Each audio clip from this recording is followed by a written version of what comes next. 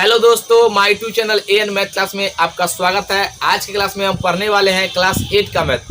आज का क्लास बहुत ही महत्वपूर्ण होने वाला है, तो आप इस वीडियो को शुरू से अंत तक जरूर देखिएगा, तभी आप एक एक चीज़ को समझ पाइएगा।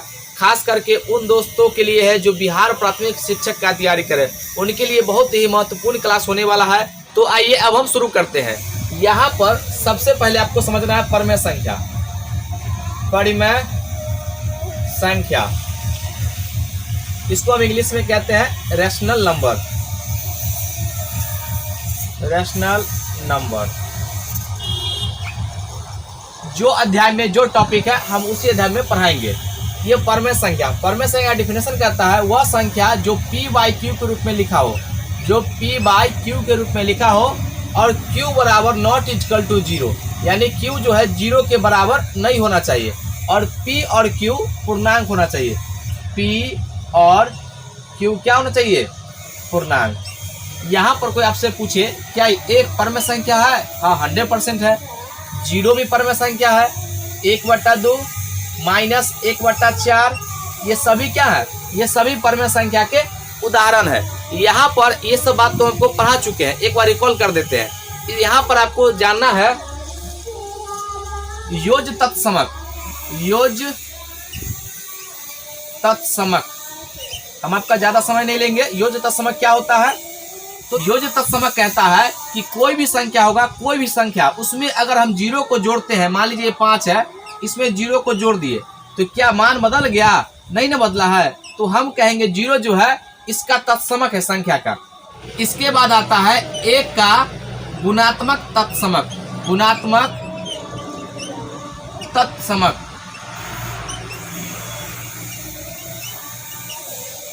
ये कहता है कि कोई भी संख्या में अगर आप 1 से गुना करते हो, कोई भी संख्या हो, 5/7 है, अगर आप इसमें 1 से गुना करते हो, अगर मान नहीं बदलता है, 5/7 आता है, तो हम कहेंगे 1 जो है इस संख्या का गुणात्मक तत्समक है। एक क्या है? एक संख्या का गुणात्मक तत्समक है। यहाँ पर अब आपको समझना है योज प्रतिलोम या जोड़ का प्रतिलोम या संयोगी प्रतिलोम, बात एक ही है। योज प्रतिलोम, प्रतिलोम का मतलब होता है उल्टा।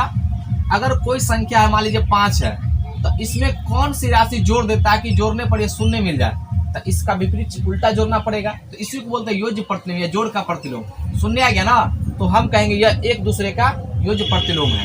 उसके बाद आता है गुणात्मक प्रतिलोम। गुणात्मक प्रतिलोम ये कहता है कोई भी संख्या दिया, मान लीजिए 1/x है, इस प्रकार का संख्या लिखा हुआ है, इसमें हम कितना से गुना करें कि इसका मान 1 आ जाए, तो इसको देखिए, उसको पलट दीजिए, तो x को गुना कीजिएगा x/1 से, कट गया, इसका मान 1। हम कहेंगे एक दूसरे का ये गुणात्मक प्रतिलोम है। यानी कि हम लिखते हैं 3/5, इसका गुणात्मक प्रतिलोम क्या है? तो इसको रिवर्स करके गुना कर दीजिए, यानी कि पलट दीजिए, तो 5 ऊपर और 3 नीचे, तो 5 से 5 कट गया, 3 से 3 कट गया, इसका मान 1 आ गया, तो हम कहेंगे यह एक दूसरे का क्या है? गुणात्मक प्रतिलोम है। यहाँ पर बस आपसे पूछा जाएगा कि कौन इसमें दिया रहेगा और पूछेगा आपसे कि कौन गुणात्मक प्रतिलोम है, कौन योज्य प्रतिलोम है, कौन तत्समक है, तो आप इसका जवाब आसानी से दे पाएंगे। आइए अब हम समझेंगे एक चर वाले रैखिक समीकरण क्या होता है। आइए अब हम सीखने वाले हैं एक चर वाले रैखिक समीकरण। ये क्या होता है, कैसे बनता है, इस पर सवाल कैसे आते हैं, भाषा वाला सवाल कैसे बनाएंगे, सारे चीज को हम अच्छे तरीके से आपको हम सिखाने वाले हैं। यहाँ पर रैखिक का मतलब होता है एक, यानी जिसका घात 1 होगा उसको हम कहते हैं रैखिक। यानी एक चर में होना चाहिए, चाहे x हो तो x में, चाहे y हो तो y में, चाहे z हो तो z में, किसी एक में होना चाहिए। आइए अब हम सीखते हैं। यहाँ पर ये क्या है? 2, ये अचर पद है, इसमें कोई भी वेरिएबल से हम गुना करेंगे, कोई एक से, तो ये क्या हो गया? तो जब हम चर को अचर से गुना करते हैं तो ये बीजीय व्यंजक हो गया, और इसमें हम चूंकि एक ही घात रहना है और एक ही चर होना चाहिए, इसमें अगर हम 5 ऐड करते हैं तो ये आ जाता है आपका कितना? 17। अब इसको हल करना है, तो सबसे पहले ये क्या गया? बीजीय व्यंजक आ गया, और इस दोनों को जोड़े तो एक यहाँ पे बराबर में कोई चीज नंबर रखेंगे तो ये एक समीकरण का रूप धर लेगा। अभी तो ये जो आप 2x + 5 जो है ये बीजीय व्यंजक है। जब बीजीय व्यंजक को कोई भी यानी दो व्यंजक को बराबर करेंगे तो ये क्या आ जाएगा, इसको समीकरण का रूप ले लेगा। अब यहाँ पर इसको हल करना है, तो कैसे हल करते हैं, इसको बोलते हैं LHS यानी बायां पक्ष, इसको बोलते हैं RHS यानी कि दायां पक्ष। तो यहाँ पर जब एक पक्ष से दूसरे पक्ष में जाता है कोई भी मान, तो उसका चिन्ह बदल जाता है। अगर प्लस होगा तो माइनस, माइनस होगा तो प्लस। तो यहाँ पर लिखेंगे हम 2x बराबर 17 माइनस 5। यहाँ पर 2x बराबर कितना आ जाएगा 12, 2 से काटिए कितना आएगा 6, तो x बराबर कितना आ गया 6, यानी कि ये x का मान 6 आ गया। और जांच करना है तो कैसे करेंगे, जो x का मान आता है उसको हम इक्वेशन में रखेंगे, पहले वाले जो बना हुआ है उसमें, और रखने के बाद अगर इधर का मान यानी कि LHS और RHS बराबर आ जाता है तो हम कहते हैं मेरा इक्वेशन सही है, हम जो मान निकाले हैं वो सही है। ये जांच करने का तरीका है। यहाँ पर आपको इक्वेशन बनाना हम सिखाते हैं कि इक्वेशन कैसे बनता है x के फॉर्म में। आपसे कहा जाएगा यहाँ पर A और B दो व्यक्ति है, B कहेगा यहाँ पे, B कहेगा A से कि A के पास जितना धन है उसके दोगुना करने पर उसमें 30 जोड़ते हैं, तो बताइए यानी B का क्या इक्वेशन होगा। तो हम मान लेंगे B A का जो है IX है, इसको दोगुना कर दिया जाए तो 2 गुना x अब प्लस 20 जोड़ दिया जाता है, तो देखिए ये B का इक्वेशन आ गया। इसी प्रकार से हम इक्वेशन बनाते हैं। यहाँ पर आपसे पूछा जाएगा 3 लगातार प्राकृत संख्या का योग, प्राकृत संख्या का योग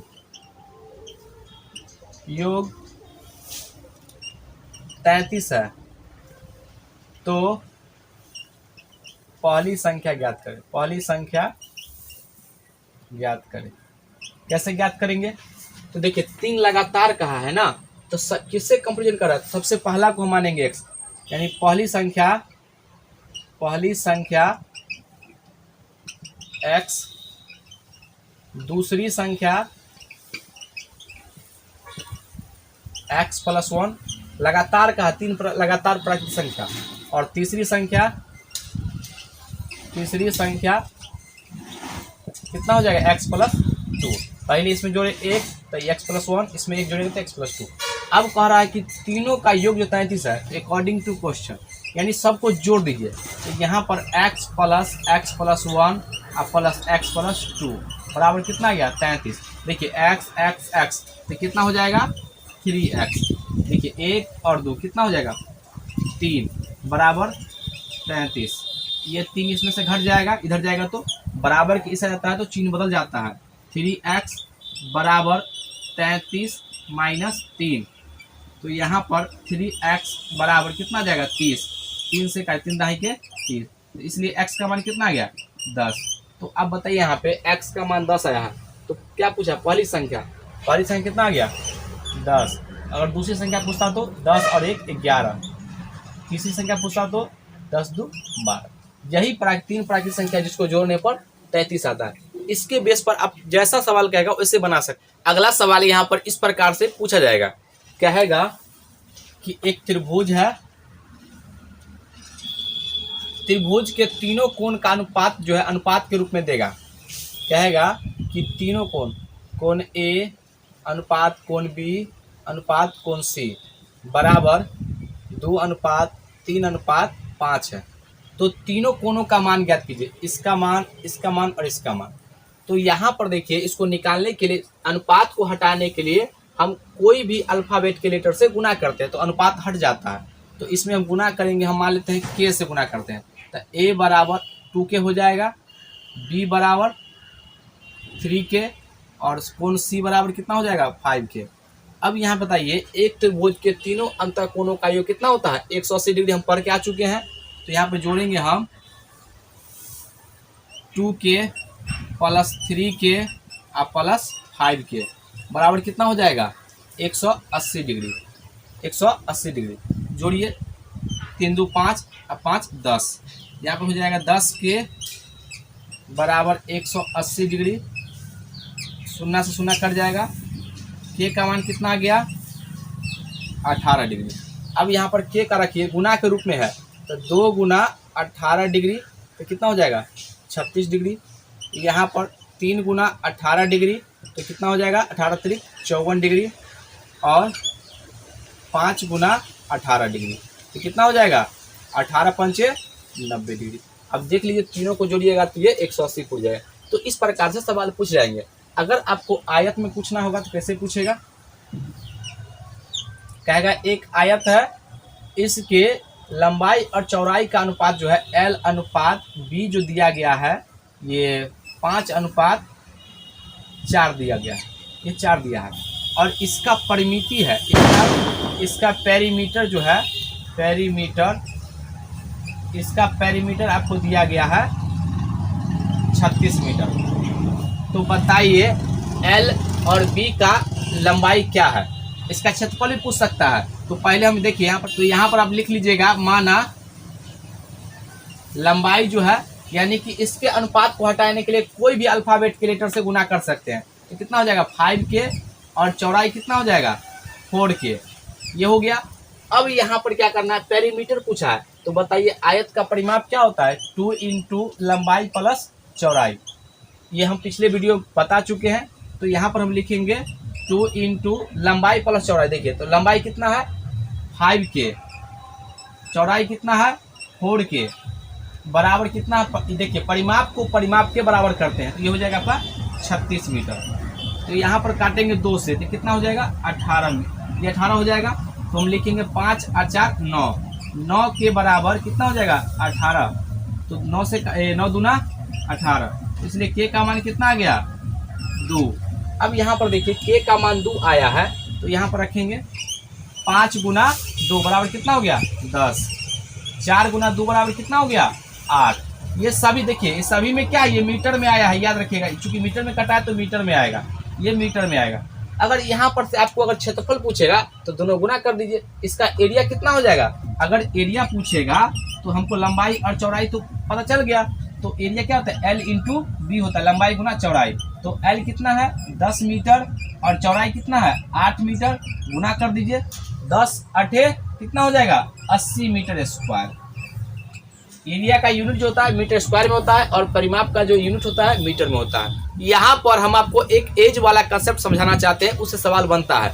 सवाल है रवि के पिता की वर्तमान उम्र रवि के वर्तमान उम्र के 3 गुने से 5 वर्ष अधिक है। 5 वर्ष बाद उनकी उम्रों का योग 47 वर्ष होगा। दोनों की वर्तमान उम्र ज्ञात करें। यहाँ पर आपको एज वाले में कुछ बात ध्यान देना होगा। अगर यहाँ पर देखिए प्रेजेंट, हमेशा मानिएगा प्रेजेंट की अगर बाद कहेगा तो फ्यूचर, और फ्यूचर से पहले कहेगा तो पास्ट, यहाँ पे पास्ट, ये बात। और जब भी सवाल बनेगा तो हमेशा प्रेजेंट यानी वर्तमान में मान के बनाना, हमेशा वर्तमान में। यहाँ पे इसको लिखेगा वर्तमान, वर्तमान में बनाना है। अब ये देखिए फ्यूचर में की बात कर रहा है, ये होगा पश्चात, यहाँ पर लिखा रहेगा पश्चात। ऐसा शब्द आपको दिखाई दे तो समझिएगा फ्यूचर के बारे में कह रहा, यानी पहले थे तो आपको हमेशा यानी कि 5 वर्ष पहले कह देगा। अगर मान लीजिए यहाँ पर अगर किसी का उम्र मान लीजिए 40 वर्ष है, कहेगा 10 वर्ष के बाद इतना हो जाएगा। तो देखिए 10 वर्ष के बाद हो जाएगा ना, इसमें 10 ऐड कर दीजिएगा तो कितना आ जाएगा 50 वर्ष का हो जाएगा। अगर कहेगा ये 5 वर्ष कम करने पर ये 35 वर्ष का था, तो यहाँ पर कितना 40 में ये कितना कम करेंगे, ये 5, तो कितना आ जाएगा, ये कम करेंगे 35 वर्ष। ये इतना यानी कि पास्ट के बारे में बात कर रहा है। ये बात आप समझ गए होंगे। तो यहाँ पर सवाल में कहा है कि रवि के पिता की उम्र रवि के वर्तमान उम्र के 3 गुने से 5 वर्ष अधिक है। तो यहाँ पर रवि से तुलना कर रहा है। तो यहाँ मान लीजिएगा रवि का उम्र, रवि का वर्तमान उम्र x वर्ष, और रवि के पिता का भी सबका वर्तमान मान के चलेंगे। तो पिता का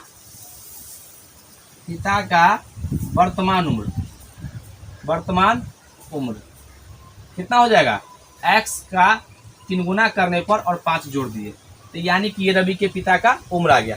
अब कह रहा है दोनों में 5 वर्ष जोड़ दिया जाए। यहाँ पर मान लीजिए अगर कोई 2 आदमी है, अगर एक का उम्र 25 वर्ष है और एक का उम्र 20 वर्ष है, अगर दोनों में अगर हम 3 वर्ष बढ़ाएंगे तो बताइए एक बढ़ेगा या दोनों बढ़ेगा, तो दोनों बढ़ेगा। एक 25 का है तो 28 का हो जाएगा और एक 20 का है तो 23 का होगा, लेकिन दोनों का डिफरेंस सेम होगा। ये बात याद रखिए, या पहले जाइए या बाद में जाइए, डिफरेंस समान होगा। तो यहाँ पर कह रहा है दोनों में 5-5 वर्ष जोड़ दीजिए।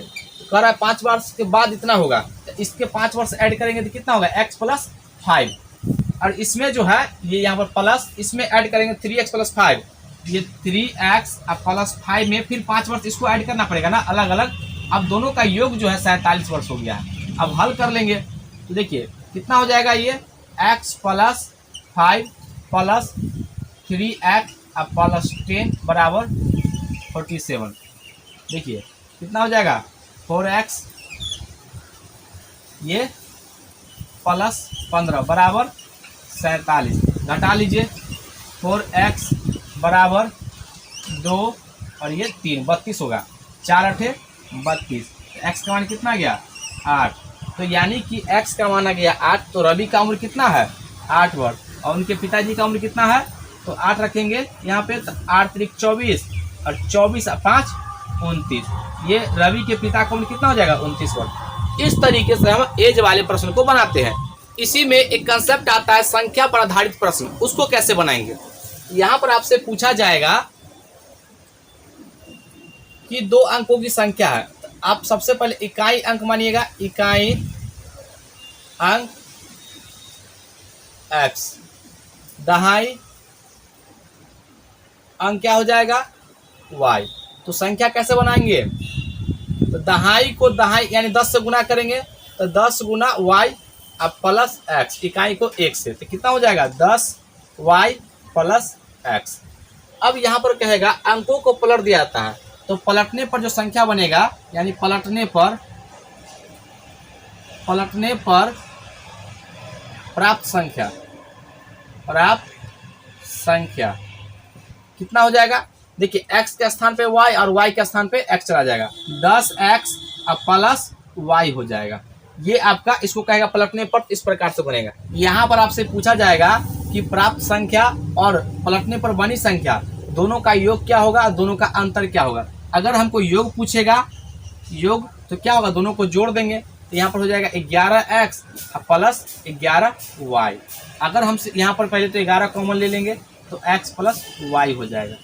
अगर हमसे पूछेगा अंतर, तो अंतर बड़ा में से छोटा घटाना है, तो अभी हम यहाँ पर क्या करते हैं 10y प्लस x डिफरेंस लेते हैं। आप ये बात समझिए डिफरेंस, तो यहाँ पर हो जाएगा आपका 10x प्लस y। घटा के देख लीजिए कितना हो जाएगा, ये आपका हो जाएगा 9y माइनस 9x। तो यहाँ पर 9 कॉमन लेंगे, तो y माइनस x हो जाएगा। यानी कि अगर अंतर देगा दोनों का, तो इस तरीके से सवाल बनाएंगे। ये इसका बेसिक कंसेप्ट है। आपसे नाव और धारा वाला भी सवाल पूछा सकता है। यहाँ पर देखिए अगर कहेगा कि एक नदी है, इसमें नाव चल रहा है, यहाँ पर जो नाव जो इसमें खेवा जा रहा है, तो धारा का भी कुछ चाल होगा। जो नाव जो देख रहे हैं, ये जो नदी का जो धारा है उसका भी कुछ चाल होगा। तो धारा का चाल हम मान लेते हैं, धारा की चाल x किलोमीटर प्रति आवर। और यहाँ पर नाव की चाल मान लेते हैं y किलोमीटर प्रति आवर। अगर कहेगा धारा की दिशा में, जैसे देखिए यहाँ पे अगर आप साइकिल चलाते हैं, जिधर हवा चलता है, अगर उसके विपरीत चलते हैं तो आपको ज़्यादा समय लगाना पड़ता है। अगर हम इधर जा रहे हैं, इधर से अगर हवा दे रहा है, तो हम जल्दी पहुँच जाएंगे। तो यहाँ पर कहेगा धारा की दिशा में नाव की चाल तो क्या होगा, जुट जाएगा। तो ये हो जाएगा दोनों x प्लस y किलोमीटर प्रति आवर। और कहेगा धारा के विपरीत नाव की चाल। यहाँ पर आपको मान के चलना है कि नाव हमेशा धारा से ज़्यादा ही होगा, और कम होगा तो नाव बढ़वे नहीं करेगा, वहीं पर रह जाएगा। तो नाव की चाल तो कितना हो जाएगा नाव की चाल। तो ये देखिए नाव y में से x घटा लीजिए, ये किलोमीटर प्रति आवर हो जाएगा। आइए इसके बेस पर हम 2 क्वेश्चंस कर लेते हैं। यहाँ पर हम 2 सवाल लिए हैं और 2 सवाल से आपका दिमाग जो है चलना स्टार्ट हो जाएगा। यहाँ पर पहले सवाल को हम पढ़ते हैं। 2 अंकों की संख्या का दहाई का अंक इकाई के अंक का 3 गुना है। यदि अंक बदल दिए जाए तो प्राप्त संख्या मूल संख्या से 36 कम जाता है, तो वह संख्या ज्ञात कीजिए। तो जब भी ऐसा सवाल आएगा तो सबसे पहले कंपेरिजन ढूंढिए, किससे कंपेरिजन कर रहा है। तो कह रहा दहाई का अंक इकाई से 3 गुना है, तो यहाँ पर आप कर लीजिएगा लेफ्ट, माना इकाई का अंक x मानिएगा, तो दहाई कितना हो जाएगा, अब हम डायरेक्ट लिखेंगे दहाई, दहाई अंक कितना होगा, इसका 3 गुना है तो देखिए इसमें 3 गुना कर देंगे तो 3x हो जाएगा। अब कह रहा है यदि, यानी कि ये जो बन गया है इसका संख्या क्या होगा, तो पहले हम संख्या निकालते हैं। तो संख्या देखिए 10 गुना दहाई को या 3x और इकाई को x गुना 1 तो x, तो कितना हो जाएगा 10 तिहाई 30 और 1 31x, ये संख्या हो गया।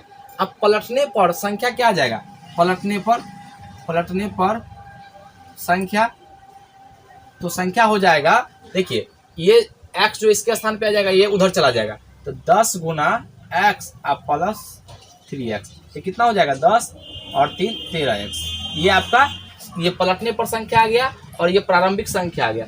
अब कह रहा है कि मूल संख्या 36, यहाँ पर कह रहा अंक पलट दिया जाए तो प्राप्त संख्या जो है, ये संख्या जो है क्या कर रहा है, मूल संख्या से 36 कम जाता है, ये जो संख्या है आपका इससे जो है ये 36 कम जाता है, तो बताइए 36 इसमें जोड़ देंगे तब ना इसके बराबर होगा, या तो डिफरेंस ले लीजिए या ये प्रारंभिक संख्या लिखिए यहाँ पर 31x और यहाँ पर 13x, तो बराबर करना है, तो ये तो 36 ज़्यादा है ना, तो इसमें कम करेंगे या इसमें जोड़ दीजिए, तो हम इसमें जोड़ देते हैं 36, तो ये इधर आ जाएगा, कितना हो जाएगा 8 और ये 2 1 18x बराबर कितना गया 36, 18 दूना 36, तो इसलिए x का मान कितना आ गया 2। अब हमसे क्या पूछा, वह संख्या क्या होगा, देखिए संख्या अगर कहता ना पलटने के बाद की संख्या बताइए तब हम इसमें मान रखते हैं x का, कह रहा वह संख्या, देखिए 31x है ना यहाँ पे 31x, यानी कि 31 गुना 2 बराबर आपका उत्तर आ जाएगा 62।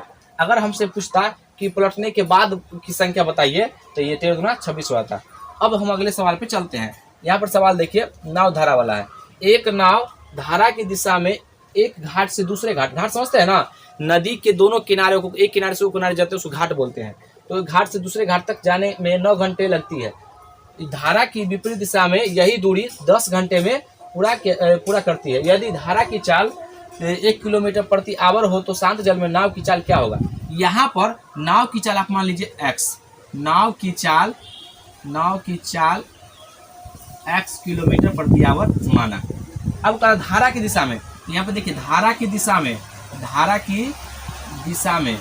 नाव की चाल कितना हो जाएगा की चाल, तो धारा की दिशा में कहेगा, तब ये बताया है कि धारा की चाल और नाव का चाल दोनों जुट जाएगा, तो यहाँ पर x प्लस 1, चूंकि 1 धारा की चाल है, इतना किलोमीटर प्रति आवर हो जाएगा।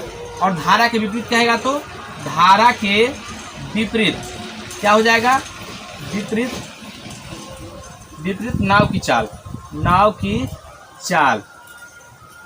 तो यहाँ पर देखिए इसमें से घटा लेंगे, x में से 1 कम कर देंगे, तो ये आपका किसका आ जाएगा, धारा के विपरीत। अब कह रहा धारा की दिशा में जो है 9 घंटा में जाता है वही दूरी, और ये जाता है 10 घंटा में, तो अब यहाँ पर बराबर कर लीजिए, इक्वल, इसमें 9 से गुना कीजिए समान दिशा में, तो x प्लस 1 बराबर इसमें कितना 10 से गुना कीजिए 10x माइनस 1। अब इसको हल कर लीजिए, तो ये 9x प्लस 9 बराबर 10x माइनस 10। देखिए ये माइनस वाला है तो इधर आएगा तो प्लस हो जाएगा, ये उधर जाएगा तो घट जाएगा, तो 10 में से 9x जाएगा तो x होगा, और ये 9 इधर माइनस आएगा तो प्लस, तो 9 प्लस 10 कितना आ जाएगा 19, यानी कि ये नाव की चाल जो है आपका 19 किलोमीटर प्रति आवर आ गया। अगर आपसे कुल दूरी पूछा है, इसका भी कह रहा है कि दोनों घाटों के बीच की दूरी कितना होगा, तो कोई भी इक्वेशन में मान धर दीजिए, या तो इसमें रख दीजिए या इसमें रख दीजिए, कोई एक में, ये दूरी के बराबर हो जाएगा। 19 रखेंगे तो 19 1 20, 20 को 9 से गुना करेंगे तो कितना आ जाएगा 9 दूना 18, 180 किलोमीटर दूरी हो जाएगा। या आप इसमें रखना चाहते इसमें रखिए, कितना हो जाएगा 18 दाएं के 180। अब कोई भी इक्वेशन हमारा रखिएगा तो समान उत्तर आएगा। हम उम्मीद करते हैं कि ये बात आप समझ गए होंगे। आइए अब हम अगले कंसेप्ट पे चलते हैं। अब हम समझेंगे बहुभुज क्या होता है, ये बहुभुज के प्रकार क्या होंगे, सारे चीज को हम समझेंगे। यहाँ आइए अब हम अगले कंसेप्ट पे चलते हैं। अब हम समझेंगे बहुभुज क्या होता है, उसके प्रकार क्या होते हैं, उस पर सवाल कैसे बनते हैं, सारे चीज को हम समझेंगे। यहाँ पर बहुभुज लिखते हैं, इसको हम इंग्लिश में कहते हैं पॉलीगन। इसका परिभाषा क्या होता है, तो 3 या 3 से घिरी हुई बंद आकृति को हम क्या कहते हैं, बहुभुज कहते हैं। सबसे छोटा बहुभुज त्रिभुज है, उसके बाद 3 भुजा 4 भुजा जितना ज्यादा हो सके यहाँ पर सबसे छोटा बहुभुज जो है इसको हम त्रिभुज कहते हैं। ये सबसे छोटा बहुभुज है त्रिभुज, 3 या 3 से ज़्यादा, इसको बोलते हैं चतुर्भुज। फिर इसके प्रकार समझेंगे, क्या क्या प्रकार है इसका। चतुर्भुज, इसके बाद आता है पंचभुज, 1 2 3 4 5, उसमें 5 को भुजा होना चाहिए, इसको हम बोलते हैं पंचभुज। अगर 6 को भुजा होगा तो इसको बोलते हैं षष्ठभुज। षष्ठभुज यानी जितना आगे भुजा होगा उसको सप्तभुज कहेंगे, फिर अष्टभुज कहेंगे, इस तरीके से। यहाँ पर आपसे पूछा जाएगा समबाहुभुज क्या होता है, तो समबाहुभुज किसे कहेंगे पहले ये तो पता हो। तो समबाहुभुज उसे कहते हैं जिसका भुजा और कोण बराबर होगा, उसको हम कहेंगे समबाहुभुज। यहाँ पर इसको कहते हैं समबाहुभुज। अगर ए भुजा ए होगा तो ये भी ए और ये भी ए, सब भुजा आपस में बराबर होंगे और कोण भी बराबर होगा, उसको बोलते हैं समबाहुभुज। इस पे सवाल आता है, कहेगा कि देखिए एक समबाहुभुज है, समबाहुभुज कहेगा तभी ऐसा सवाल बनेगा। और इसमें जो है भुजा की संख्या, एक डॉट का मतलब n है, ठीक है ना, ये पूरा भुजा तो नहीं बना सकते हैं, n भुजा है।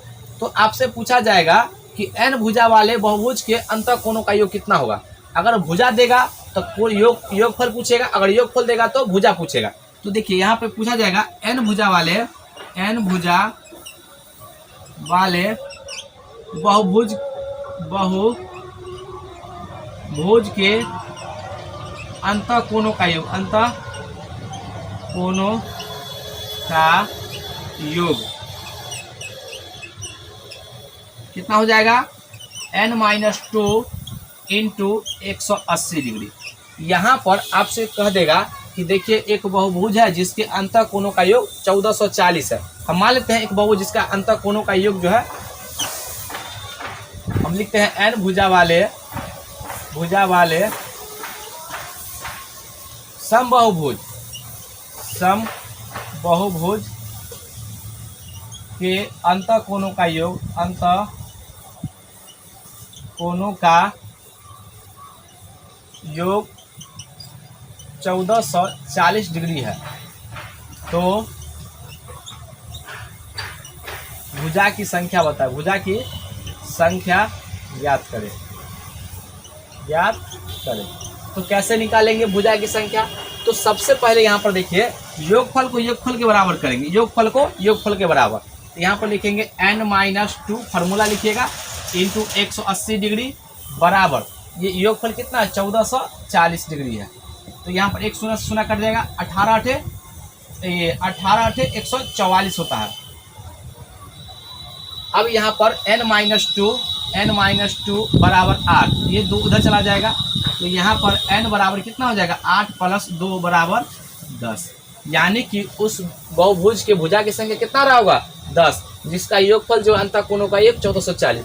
अगर आपको भुज यानी कि भुजा की संख्या दे देगा तो आप कोण निकाल लीजिए। कहेगा यहाँ पर मान लीजिए, कहेगा 10 भुजा वाले समबाहुभुज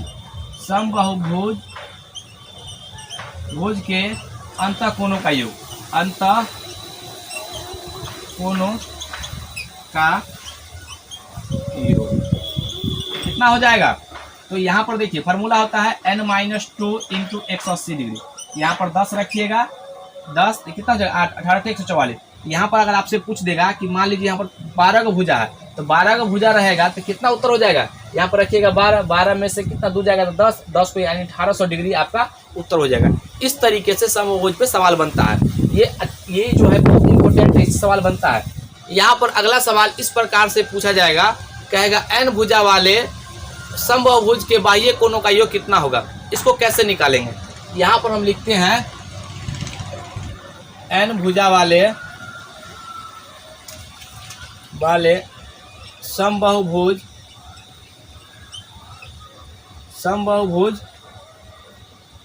के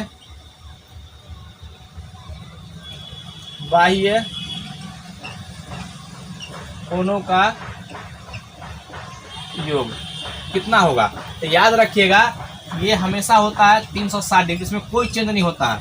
आपसे यहाँ पर क्या करेगा, पूछेगा 10 भुजा वाले समभुज के प्रत्येक बाह्य कोणों का योग कितना होगा। तो प्रत्येक जब यहाँ पर टोटल निकाल दे, कुल समभुज के बाह्य कोणों का योग कितना होगा 360। तो अगर आपसे यहाँ पर पूछेगा सवाल, कहेगा 10 भुजा वाले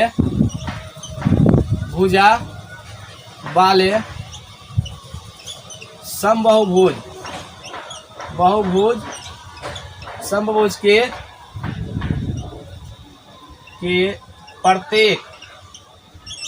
प्रत्येक बाह्य कोण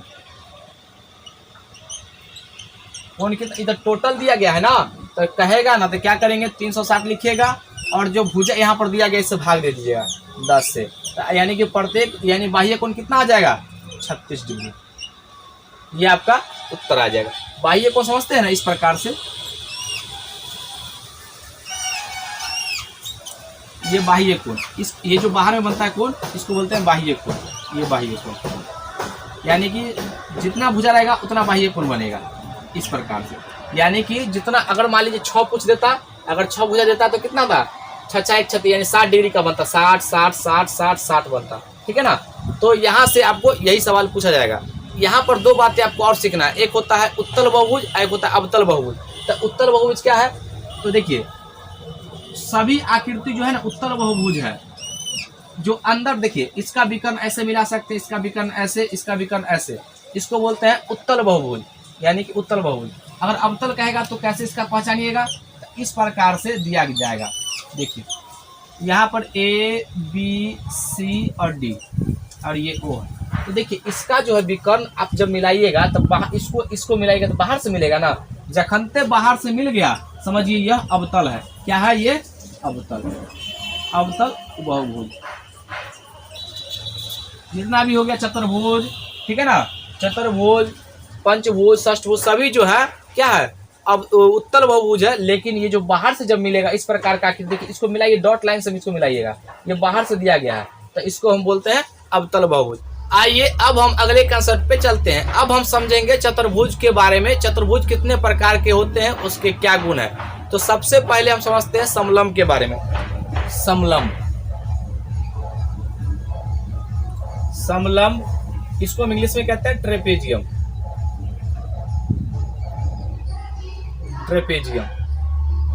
यहाँ पर पहले तो इसका आकृति आपको समझना पड़ेगा। इस प्रकार से इसका आकृति बनता है, दूसरा इस प्रकार से भी आकृति बनता है। इसको पलट भी दिया जाएगा तो वो भी इसका आकृति रहेगा। यहाँ पर आपको ध्यान दीजिएगा कि ये भुजा और ये भुजा का जो एक पेयर होगा वो समांतर होता है। समांतर का मतलब होता है कि दोनों के बीच की दूरी हमेशा इक्वल होगा। ये दोनों के बीच की दूरी क्या होगा, हमेशा इक्वल होगा। तो यहाँ पर अगर आप यहाँ पर A B C D लिखते हैं तो आप यहाँ पर एगो बताना पड़ेगा कि AB पैरेलल यानी कि DC या CD है। अगर हम मान लीजिए P Q R और S देते हैं, पर PQ जो होगा, PQ पैरेलल होगा SR के। ये बात आपको समलंब चतुर्भुज में पता होना चाहिए। इसके बाद आता है यहाँ पर पतंग। पतंग चतुर्भुज क्या होता है, देखिए इसको हम बोलते हैं काइट। इसका क्या गुण है, तो यहाँ पर इसका जो चित्र बनता है इस प्रकार से। काइट एक प्रकार का समिति होता है, यानी इसको अगर बीच से काट देंगे ना, इस पर रख देंगे तो समा जाएगा। यानी इसका नाम देते हैं A B C और D। यहाँ पर इसके जो है ना एक युग्म, यानी ये और ये इसके जो होंगे बराबर होंगे और ये वाला इसके बराबर, और इसके विकर्ण जो होंगे एक दूसरे को समकोण पर काटेगा। विकर्ण जो होगा एक दूसरे को समकोण पर काटेगा। और सबसे बड़ी बात क्या है, ये जो इसको समिति होता है, पतंग जो होगा एक दूसरे इसको काट के कर देंगे तो समिति आकृति होता है। समिति उसको कहते हैं जो बीच से काट के उसको रख देंगे, ढक देंगे तो वो दिखाई न दे। तो इसको बीच से काटेंगे ना तो ये दिखाई नहीं देगा, इसको बोलते हैं पतंग। इसके बाद आता है, अब हम पढ़ेंगे समांतर चतुर्भुज। समांतर चतुर्भुज इसको हम इंग्लिश में कहते हैं पैरेललोग्राम। पैरेललोग्राम इसका आकृति जो है इस प्रकार का बनता है। इसका नामकरण करते हैं ए बी सी और डी। यहाँ पर इसका कहने का मतलब ये दोनों एक दूसरे का पैरेलल होगा और ये वाला जो होगा पैरेलल और बराबर होगा, और ये जो होगा पैरेलल और बराबर। यहाँ पर इसके विकर्ण जो होंगे अब बराबर तो नहीं होंगे, लेकिन ये एक दूसरे को समद्विभाजित करेगा।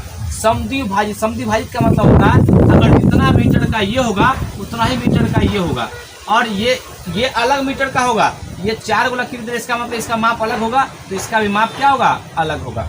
ये समद्विभाजित करेगा बिंदु O पर।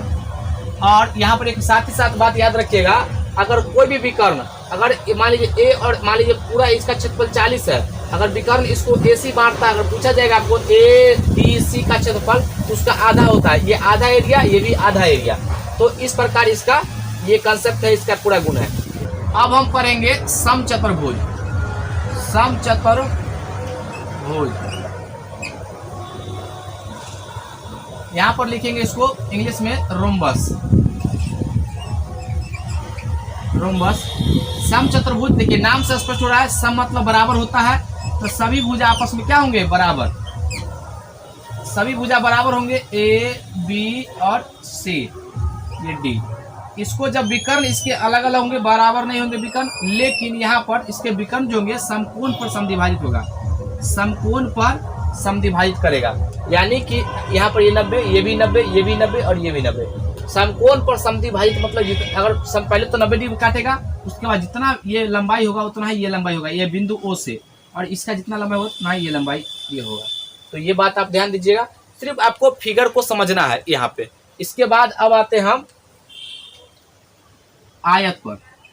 आयत, रेक्टेंगल, ये क्या होता है? आयत जो है इसका सिंबल इस प्रकार का होता है, इसका ये A B C और D, इसका आमने सामने की भुजा बराबर होगा, और इसका प्रत्येक कोण जो होगा 90 डिग्री होगा, प्रत्येक कोण। और यहाँ पर इसके विकर्ण आपस में बराबर होते हैं, इसके विकर्ण बराबर होते हैं और समद्विभाजित करते हैं, यानी कि बराबर भागों में बांटते हैं। अगर मान लीजिए दोनों बराबर है तो जितना ये होगा उतना ही होगा, जितना ये होगा उतना ही ये होगा, तो बराबर हो गया। तो ये इसका गुण है। इसके बाद अब हम पढ़ते हैं वर्ग के बारे में। वर्ग, स्क्वायर। आपको सिर्फ अभी आकृति समझना है इसका क्या गुण है। वर्ग में जो है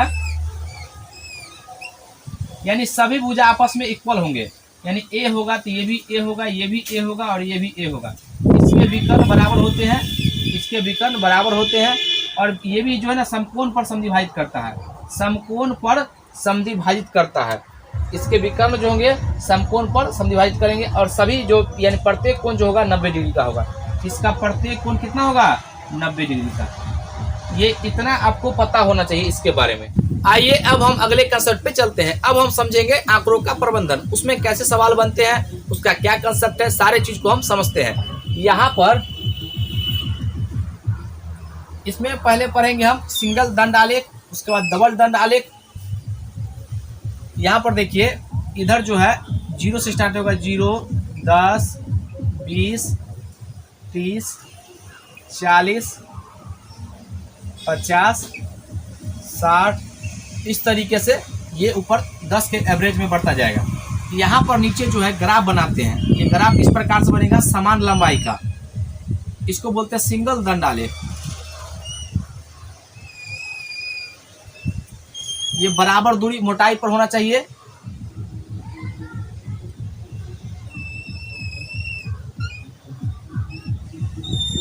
और ये जो है ये प्राप्तांक है, ये A लाया है, ये फिर B लाया है, C और D, इस प्रकार से ये मार्क्स लाया है। ये चारों जो है मार्क्स अलग अलग लाया है। अब यहाँ पर पूछा जाएगा कि बताइए C D से कितना मार्क्स कम लाया है। तो यहाँ पर देखिए D जो है 50 लाया है और ये मैक्सिमम, और C कितना लाया है, ये 40, तो कितना कम लाया, तो 10, तो इतना कम लाया। अगर परसेंटेज पूछता क्या C जो है बताइए D से कितना कम लाया, तो यहाँ पर देखिए C D से, C का है 40 और D का है 50। C का और D से कितना लाया कम, तो D से कितना, तो कम को ऊपर रखते हैं और टोटल को नीचे, जिससे तुलना करेगा 100 से, इसको परसेंटेज बदलने के लिए 0 से 0 काट देंगे, यानी 20% कम लाया किससे, D से। इस प्रकार का सवाल इससे पूछेगा। यहाँ पर सेम जो है इसको बोलते हैं डबल दंड आलेख। यहाँ पर ये दिया जाएगा 0, 10, 20, 30, 40, 50 और यहाँ पर दो ग्राफ दिया जाएगा, यहाँ पर दो जो है दंड आलेख दिया जाएगा सटा के। देखिए ये कहेगा, उसके बाद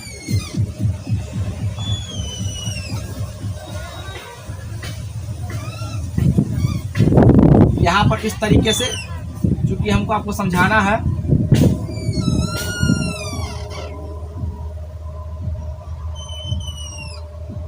उसके बाद यहाँ पर मान लीजिए यहाँ पर 3 व्यक्ति है A, B और C।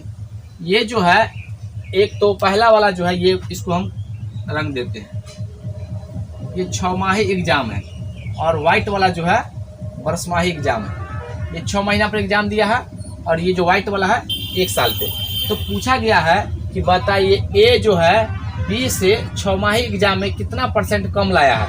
देखिए यहाँ पर A का 6 माही एग्जाम में, देखिए A का 6 माही एग्जाम में कितना लाया है, ये जो है इसको 6 माही एग्जाम को दर्शाएगा और ये जो है बरसमाही एग्जाम को दर्शाएगा, यानी कि साल में एक बार।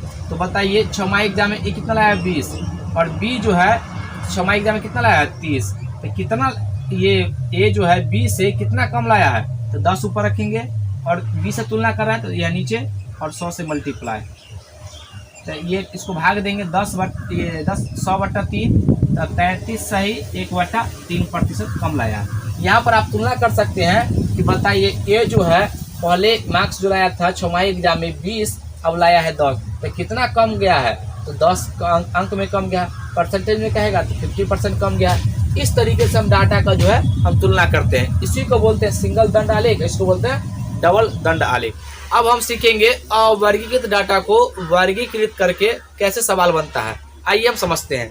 यहाँ पर आपको दिया जाएगा कि 2, 2, 3, 5, 7, 7, 3 कहेगा। इसको सबसे पहले तो हमको ये समझना होगा, यहाँ पर इसको लिखते हैं चरमान और यहाँ पर लिखते हैं बारंबारता। ये बारंबारता क्या फ्रीक्वेंसी, तो बारंबारता का मतलब होता है 2 कितना बार आया है, 3 कितना बार आया है, 4 कितना बार आया है, उसी को हम बोलते हैं बारंबारता। देखिए 1, 2, तो 2 कितना बार आया है 2 बार, 3 कितना बार आया है 1 बार, 5 कितना बार आया है 1 बार, 3 2 बार आया है 2 लिखेंगे, 7 कितना बार आया है 2 बार, यानी कि 7 की बारंबारता कितना हो गया 2, यानी 7 2 बार आया। तो इसको हम शॉर्ट में इस तरीके से लिखते हैं। यहाँ पर हम सीखेंगे अवर्गीकृत डाटा को वर्गीकृत करके कैसे हम सवालों को बनाते हैं। यहाँ पर आपको दिया रहेगा 1, 5, 0, 3, 2, 6, 8, 2, 9, 6, 7, 10, 11, 15, 11, 10। यहाँ पर आपको ये डाटा दिया गया है अवर्गीकृत। यहाँ पर ये जो है दिखा रहा है कि एक कक्षा में इतने विद्यार्थी एग्जाम दिए, उसमें इस प्रकार का नंबर आया गया है। ठीक है, तो इसको हम वर्गीकृत करके कैसे हम इसको हल करेंगे। तो सबसे पहले यहाँ पर देखिए, ये इस प्रकार का आपको ही बनाना होगा। इस प्रकार से यहाँ पर हम लिखेंगे वर्ग अंतराल। यहाँ पर हम लिखते हैं बारंबारता। इसको हम अपने सुविधा के अनुसार बांट लेते हैं, उसके बाद हल करते हैं। तो हम एक जो है, आप कुछ भी ले सकते हैं, आप डाटा के अनुसार आपको चलना होगा कि क्या मानेंगे जो इसके बीच में रहे। तो देखिए हम ये देखते हैं, जिसका ग्रुप बना देते हैं 0 से 5 के रूप। यहाँ पे 0 से 5, 5 से 10, 5 से 10 और 10 से 15, इस प्रकार जो है हम बना देते हैं। आप इसको ऐसे भी ले सकते हैं, 0 से 4 भी ले सकते हैं, 4 से 8 भी ले सकते हैं, 8 से 12 भी ले सकते हैं। इस तरीके से आप बांट सकते हैं। तो लीजिए हम यहाँ 0 से लेकर के 0 से 4, 4 से 8, 8 से 12 और 12 से 15, आगे नहीं डाटा तो छोड़ देंगे। यहाँ पर ये 0 से 4 है, तो अब हम देखेंगे 0 से 4, 0 को लेना है लेकिन 4 यानी कि 0 से 4 के बीच में होना चाहिए, ठीक है ना। तो 4 से छोटा, तो 1 2 3 4 और कोई है 4 1 5, तो यहाँ पर हम लिखेंगे 5, यानी कि 0 से 4 के बीच में ये 5 ऐसे व्यक्ति होंगे जो ये एवरेज निकलता है, एवरेज, ठीक है ना, ये एग्जैक्ट नहीं निकलता है। अब यहाँ पर देखिए 4 से 8, तो 4 से लेना है लेकिन 8 से पहले तक रखना है, तो 4 से ज़्यादा, तो यानी कि 4 को भी लेना होगा। ये आपका आ गया कितना, 5 5 6, ये यहाँ पर 1 2 3 4, यहाँ पर हम लिखेंगे 4। उसके बाद 8 से 12, तो 8 को लेना होगा, एक जो डाटा काउंट कर ले उसको छोड़ करके, 1 2 2, उसके बाद 3 4 और 5, ये 6, यहाँ पे 6 लेंगे। उसके बाद देखिए 12 से 15 में एक ही है ना, यानी कि 12 से 15 में यहाँ पर देखिए 12 से 15 कहीं पे कहाँ है, 12 के बाद, तो 12 के बाद नहीं कुछ है तो इसमें हम 0 लिख देंगे, 12 के बाद इसमें कुछ नहीं तो 0, और 15 से लेकर के 12 से यहाँ पे 16 होगा, 12 4, यहाँ 4 4 का गैप ले रहा है ना, तो 12 4 16, तो इसमें 1 आ जाएगा, इसमें 1 आ जाएगा। ये आपका हो गया, ये इसको बोलते हैं वर्ग अंतराल, इसको बोलते हैं बारंबारता। सिर्फ आपको इस कक्षा में आपको सिर्फ सीखना है, सजाना है, कैसे सजाते हैं। यहाँ पर आप फिर से समझिए, 0 से 4 अपने सुविधा के अनुसार आप बांट सकते हैं। आप 0 से 5 भी ले सकते हैं, 0 से 5 के बीच में आप देखिए 5 से कम लीजिएगा तब इसमें, इस डाटा में, ठीक है ना। और इसको बोलते हैं निम्न सीमा, इसको बोलते हैं उच्च सीमा। ये बारंबारता को दिखाता है कि इतना के बीच में इतने जो है नंबर लाए हैं, यानी कि प्रत्येक विद्यार्थी ने 5 को विद्यार्थी, ये 5 को विद्यार्थी को दिखा रहा है, ये अंक है। यहाँ पर आपसे पूछा जा सकता है कि इसको आप जो है ग्राफ में दिखाइए, कैसे दिखाएंगे। तो यहाँ पर हम ग्राफ बनाते हैं। देखिए इधर विद्यार्थियों की संख्या लिखिएगा, विद्यार्थियों की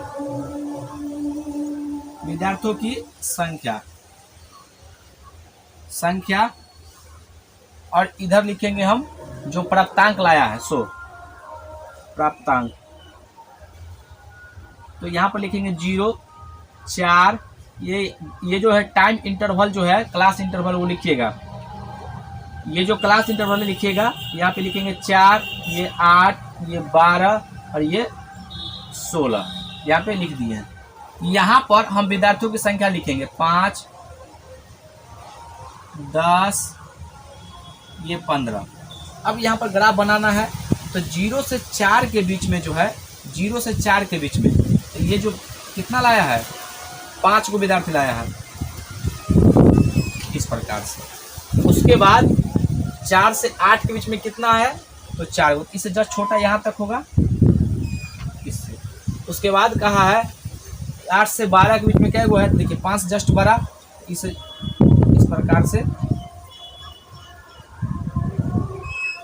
प्रकार से, और यहाँ पर कहा है 12 से 16, 12 से 16 के बीच कितना, 1, तो मान जस्ट यहाँ पर होगा।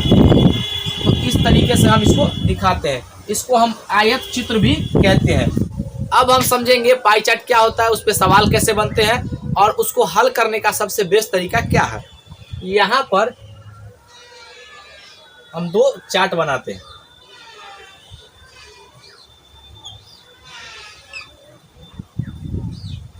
इस प्रकार से, ये 10%, ये भी 10%, ये 25%, तो कितना हो जाएगा, 45,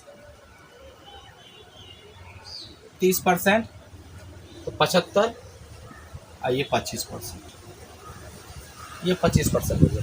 यहाँ पे सबको जोड़ करके आपको 100% पूरना चाहिए। यहाँ पर कहा जाएगा कि कुल धन जो है, कुल धन 8,000 रुपया ये जो है विभिन्न मदों पर खर्च किया है। यहाँ पर कह देगा ये वस्त्र है, भोजन पर, यहाँ पे जल में,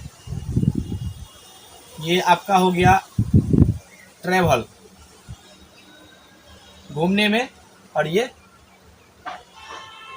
आपका हो गया रूम खर्च, ये किराया, ये इस पर खर्च किया है। तो आपसे पूछा जाएगा कि वस्त्र पर कितना खर्च किया है। तो देखिए ये जो है वस्त्र पर ना, तो वस्त्र यहाँ लिखिए, और टोटल धन है 8,000 रुपया, 8000, वस्त्र कितना 25% है, तो यहाँ पे गुना कर दीजिए 25% से, ये परसेंट हटेगा तो नीचे 100 और 2 जीरो से 2 जीरो कट गया, और देखिए यहाँ पर 25 हटे 200, तो यहाँ पर 200 और 1 जीरो, यानी कि 2000 रुपया जो है किस पे खर्च किया है, वस्त्र पे। अगर भोजन पे पूछेगा तो भोजन पे पूछेगा आपसे, तो टोटल धन है 8000 रुपया। इसका परसेंट सिर्फ क्या करना है, ये परसेंट है, 10 हटेगा तो यहाँ 100 होगा, 2 जीरो से 2 जीरो कट गया, कितना गया 800, ये यानी कि जो है भोजन पे कितना खर्च किया है 800 रुपया। इस तरीके से हम बनाते हैं इसको। अगर यहाँ पर आपको ऐसे दे देगा, ये डिग्री में देगा आपको, यहाँ पर डिग्री रहेगा, जैसे मान लीजिए ये 120 डिग्री है, ये 100 डिग्री है, और सबको जोड़ करके ना 360 पूरना चाहिए, तो 240 है, ये कितना हो जाएगा 240 और 40, तो 240 280 और यहाँ पे 80 अभी 100, यानी ये 80 डिग्री। ये सभी को जोड़ने पर ये 360 डिग्री होना चाहिए। तो यहाँ पे कितना 300, यहाँ पे ये हो जाएगा आपका 200 300 यहाँ पे इसको 60 कर लेते हैं, 360 होगा। तो एक वृत्त के सेंटर पर कितना त्रिकोण बनता है 360 डिग्री का। अब आपसे पूछा जाएगा कि देखिए ये टोटल धन है कितना 8000 रुपया, टोटल 8000 रुपया। अब कहेगा सेंटर, ये आपको ये कोण में दे देगा, कहेगा बताइए इतना इतना जो है, ये मान लीजिए ये भोजन पर है, भोजन, ये वस्त्र, ये ट्रेवल, ये किराया, रूम किराया पे रहता है। तो आपसे पूछा जाएगा बताइए किराया पर कितना खर्च किया। तो ध्यान दीजिएगा यहाँ पर किराया पर खर्च जो हो जाएगा, किराया कितना हो जाएगा, ये जितना ये टोटल पहले धन को लिखिएगा 8000 और जितना डिग्री है उसको ऊपर रखिएगा, डिग्री को टोटल को ऊपर, और आपको जो है टोटल डिग्री कितना होता है जोड़ेंगे तो 360, ये 360 होता है, काट दीजिए। अब ये देखिए कटेगा तो ठीक है, नहीं तो कोई दिक्कत नहीं। तो सवाल हम खुद बनाया है, 4 से काटिएगा 4 नंबर 36 और यहाँ पे 4 दूना 8, ये 2000 ऐसे, तो 20,000 बटा 9, ये आपका इतना रुपया हो जाएगा। अब यहाँ पर आपसे पूछा जाएगा परसेंटेज को जो है आपको डिग्री में और डिग्री को परसेंटेज में। जैसे देखिए यहाँ पे आपसे कहा जाएगा 100% बराबर होता है, 100% बराबर होता है 360 डिग्री, क्योंकि ये पूरा परसेंट 100 होता है, ये इतना होता है। अगर हमसे पूछेगा कि बताइए 80 डिग्री बराबर कितना परसेंटेज, 80 डिग्री बराबर कितना परसेंट, या 120 डिग्री बराबर कितना परसेंट, तो यहाँ पर हम लिखिए 100, पहले डिग्री के बारे में पूछ रहा है तो हम लिखेंगे इसको एक एक नियम से इधर लिखिए, 360 डिग्री बराबर 100%, 100%। तो 1 डिग्री बराबर कितना हो जाएगा, तो 100 बटा 360, और कितना ये परसेंटेज में है, तो यहाँ पर 120 पर 120 डिग्री, 120 डिग्री लिखेंगे यहाँ पर 120 डिग्री, 120 से इधर गुना करेंगे, 12 या 36 3, यानी कि कितना हो जाएगा 100 बटा 3, ये 100 बटा 3%। देखिए ये 120 डिग्री बराबर कितना परसेंट हो गया, ये 100 बटा 3। अगर आपको यही कहेगा कि बताइए ये डिग्री से हम क्या सीखे हैं परसेंटेज में, परसेंटेज से डिग्री में चेंज करेंगे। यहाँ पर कहेगा कि देखिए 100% बराबर होता है 360 डिग्री, 360 डिग्री, तो 1% बराबर कितना, तो 360 बटा 100। अब बताइए हमको 25% या 30% बराबर चाहिए, इधर 30 से गुना करेंगे, इधर भी 30 से गुना करेंगे, इधर भी 30 से गुना करना पड़ेगा, ये सभी डिग्री में आएगा, डिग्री में। तो यहाँ पर 30% तो हो गया। अब यहाँ पर देखिए 1 जीरो से ये, 1 जीरो से ये, कितना 36 18 3 9 10, यानी कि 108 डिग्री है। 30% बराबर यहाँ पर हम लिख सकते हैं 108 डिग्री।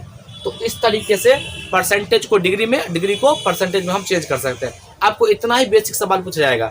ये आपका ये हो गया आंकड़े का प्रबंधन, इससे ज़्यादा नहीं पूछा जाएगा जो आपकी क्लास का लेवल है उसमें। आइए अब हम अगले कंसेप्ट पे चलते हैं। अब हम सीखेंगे वर्ग और वर्गमूल क्या होता है। यहाँ पर वर्ग और वर्गमूल,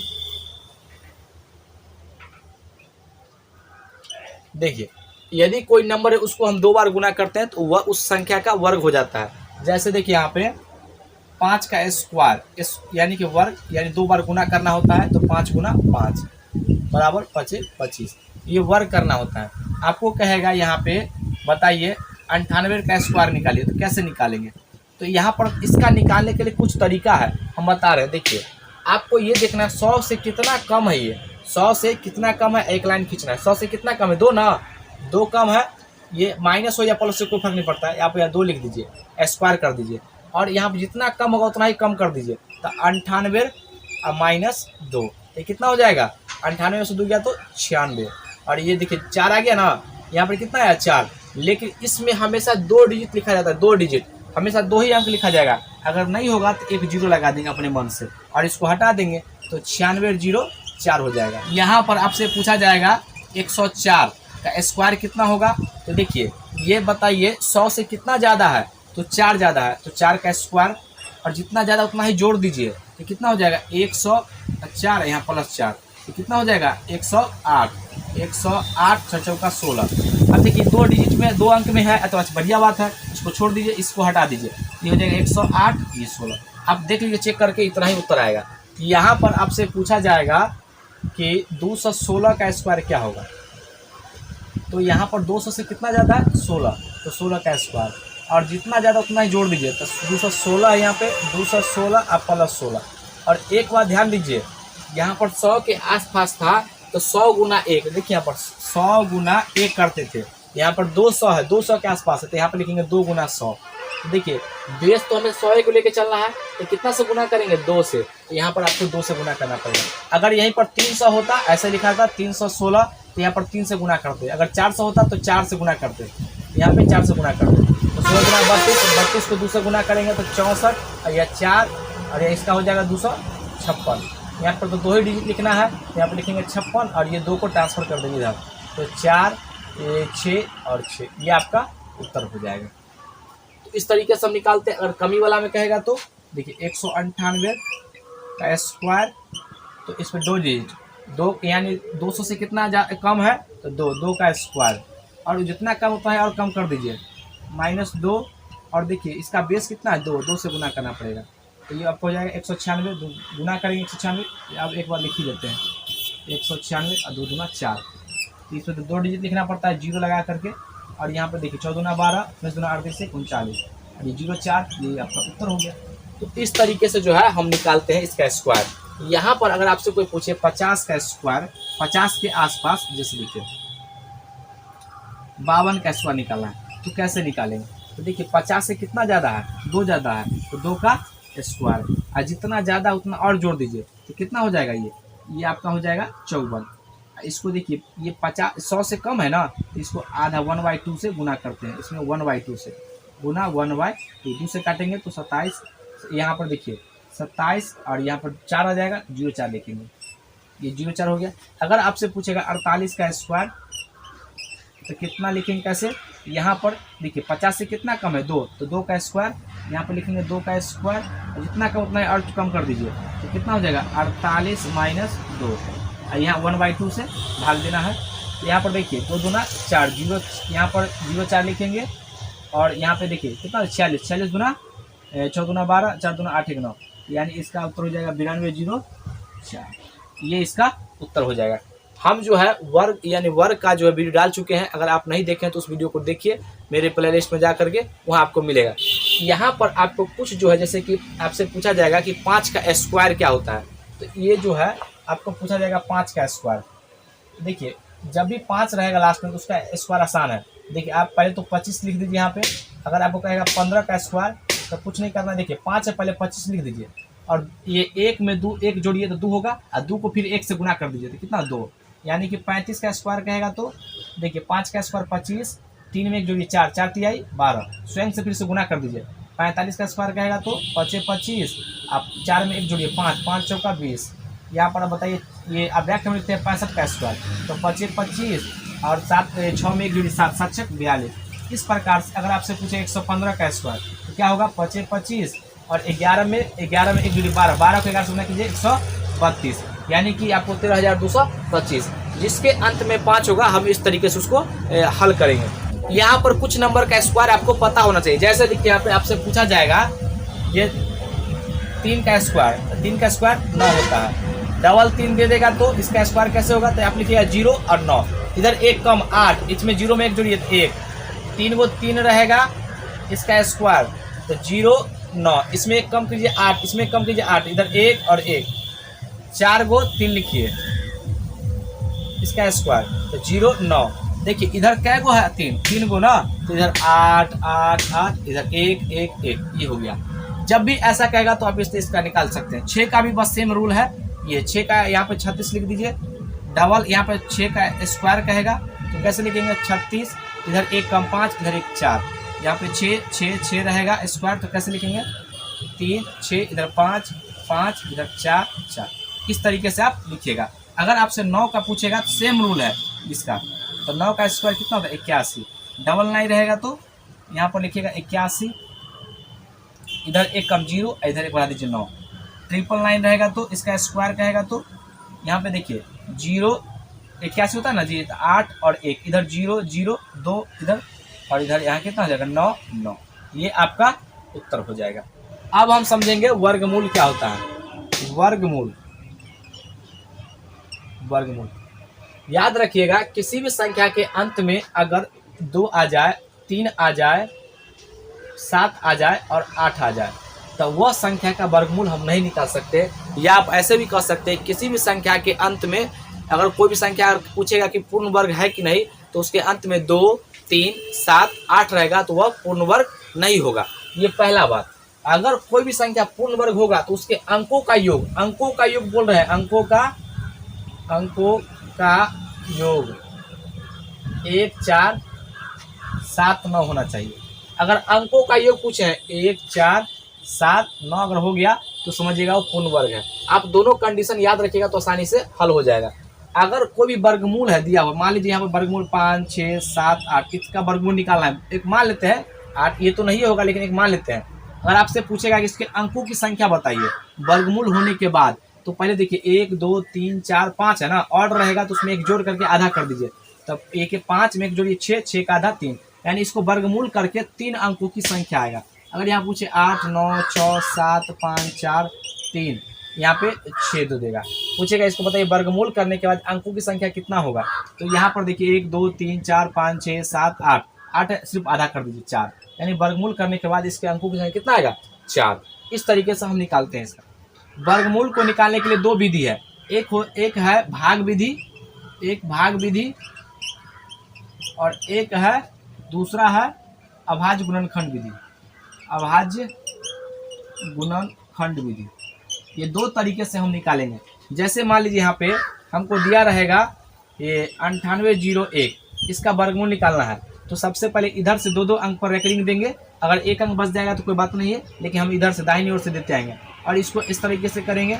और पहले जो 2 अंक पर इसमें हम 2 अंक लगाते हैं, 2 अंक उतारते हैं, तो इसको देखिए कितना से ज़्यादा लगा तो 9 से 9 81, यहाँ पे आ जाएगा कितना 7, ये कट जाए, ये 1 आ जाएगा और जितना से लगा है वही यहाँ पर लिखेंगे वाला और इसको ऐड कर देंगे, कितना हो जाएगा 18।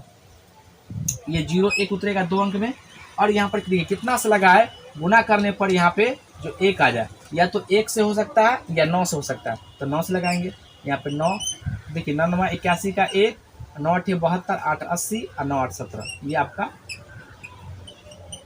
ये इसका वर्गमूल हो जाएगा। अभाज्य गुणनखंड विधि से कहेगा तो जैसे मान लीजिए 144 है, इसका कहेगा अभाज्य गुणनखंड विधि द्वारा वर्गमूल निकालिए, तो क्या करेंगे इसको आप 2 से लगाइए 72, 2 से 36, 2 से 18, 2 से 9, 3 से 3 और 3 से 1। यहाँ पर ये दोनों में से 1 बाहर आएगा 3, ये दोनों में से 1 बाहर आएगा 2 और ये दोनों में से 1 बाहर आएगा 2, तो यानी कि 3 दूना 6 और 6 दूना 12, यानी 144 का वर्गमूल कितना आ गया, ये 12 आ गया। ये उत्तर है। कभी भी याद रखिएगा यहाँ पर अगर इसके अंदर में अगर ये दे देगा -16, इसका वर्गमूल नहीं निकलता है। इसको हम बोलते हैं काल्पनिक संख्या। -1 और 16 लग गया तो ये हो गया काल्पनिक संख्या, इसका वर्गमूल नहीं निकलता है।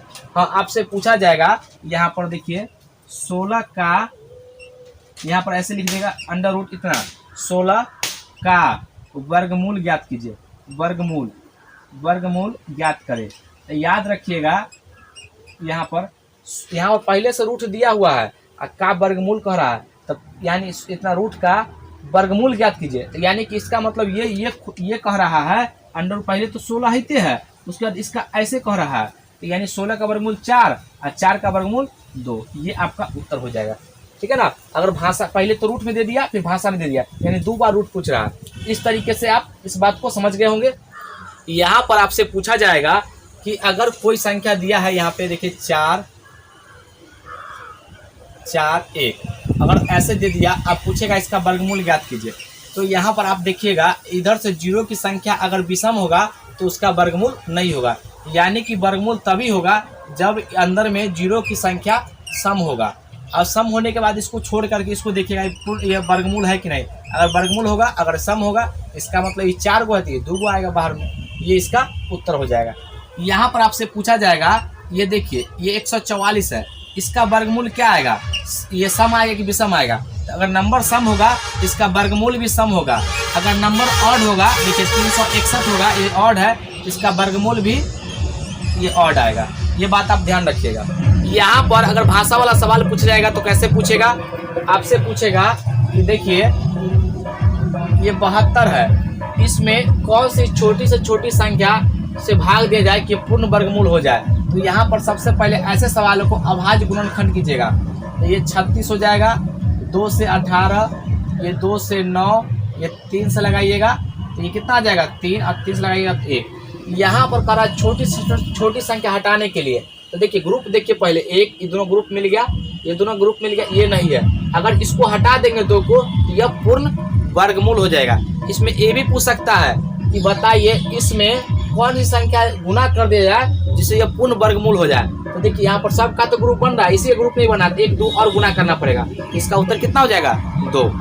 तो ये बात आप समझ गए होंगे। अब हम समझते हैं घनमूल के बारे में, घनमूल क्या होता है।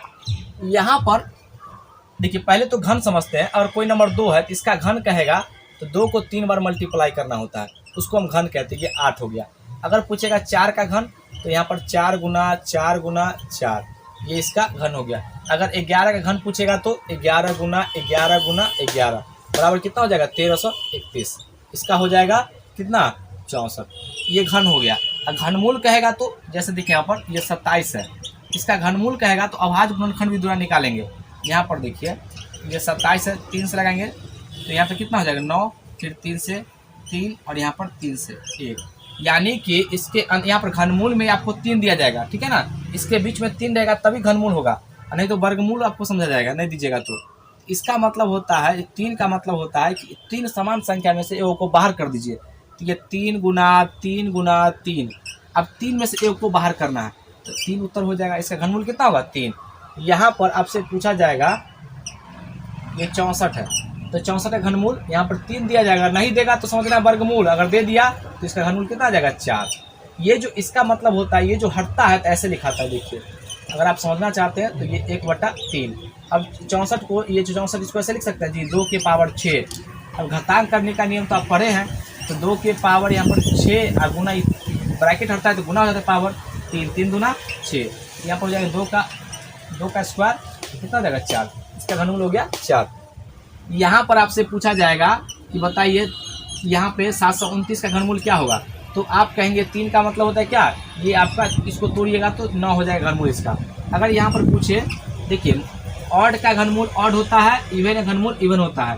अगर यहाँ पर हम लिखे 1728, यहाँ पर 3, तो ये 12 का क्यों होता है, यहाँ पर 12, देखिए 12 का यानी ये सम नंबर है, इसका घनमूल भी सम हो गया।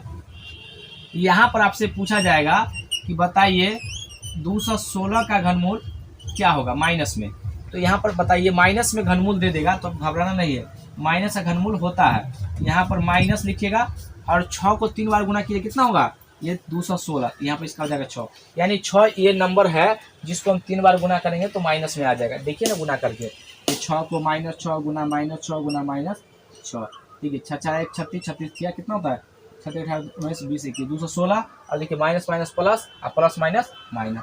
तो इस तरीके से हम इसको हल करते हैं, यानी माइनस कितना 216 गुना, यानी कि इस जो घनमूल आता है उसको 3 बार गुना करेंगे तो अंदर की संख्या हमको पता होना चाहिए। ये आपका बेसिक कंसेप्ट था। आज के लिए हम यहीं तक छोड़ते हैं। आज का वीडियो कैसा लगा, अगर वीडियो अच्छा लगे इसको लाइक कीजिए, सब्सक्राइब कीजिए और शेयर करना ना भूलें, साथ ही साथ कमेंट जरूर कीजिए। आज के लिए यहीं तक, जय हिंद जय भारत।